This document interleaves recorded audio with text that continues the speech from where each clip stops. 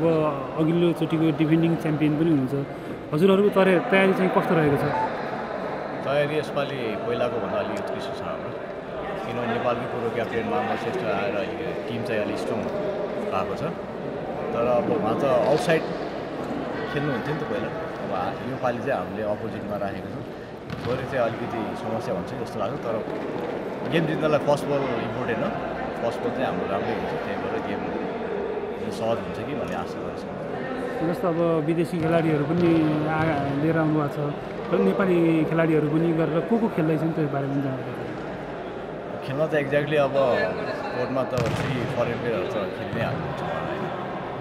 त्यस पछाडि अब अरू भनेको चाहिँ गेमको कन्डिसन अनुसार को खेल्छ अहिले नै भन्नु सक्छ जस्तो अब अरू टिमहरू पनि अहिले विदेशी खेलाडी ल्याएर अघिल्लोचोटिको भन्दा अझ बलियो प्रस्तुति देखाउने जस्तो हामीले नामहरू सुन्दाखेरि त्यस्तो देखिन्छ के उनीहरूलाई जित्नलाई फेरि पहिलाको उपाधिको आफ्नो रक्षा गर्नलाई कस्तो छ रणनीति के छ तयारी अब योपालि टिम एकदम स्ट्रङ छ अपोनेन्टहरू पनि होइन पहिलाको सहज छैन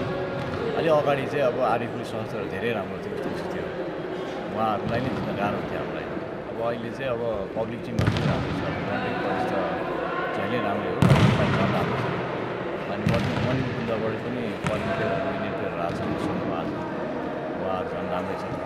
अस्तिमा पनि उहाँ उठाउनु भएको गेममा राम्रै खेल्नु भएको थियो उहाँले त्यसो आरिफुली सहजहरू अझै छ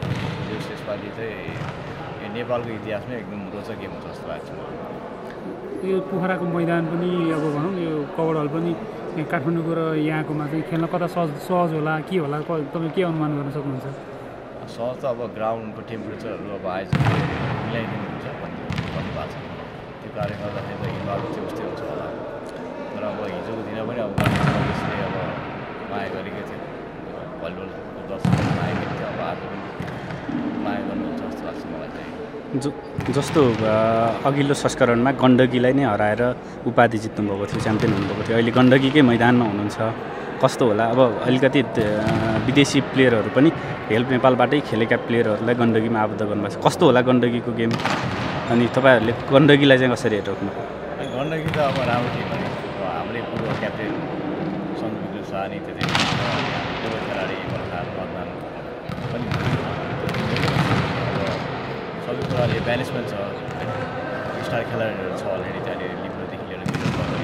सुनारी जस्ता प्लेयरहरू छ अब हाम्रो पनि ब्यालेन्स छ अब हेल्प गेमको सिचुएसन के हुन्छ त्यसमा भर पर्ने कुरा हस् हस् thank you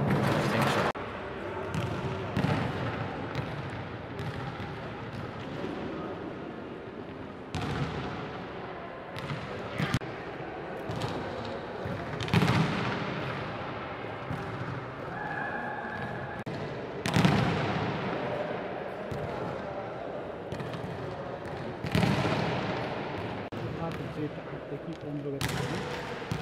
PM cup volleyball प्रतियोगिता त्यसकै प्रशिक्षणमा अहिले खेलाडीहरू छन् र खेलाडीहरू प्र्याक्टिसमा छ र विदेशी खेलाडीहरू पनि प्र्याक्टिसमा गन्दगी दिए त्यसमा अन्य टिमहरूले पनि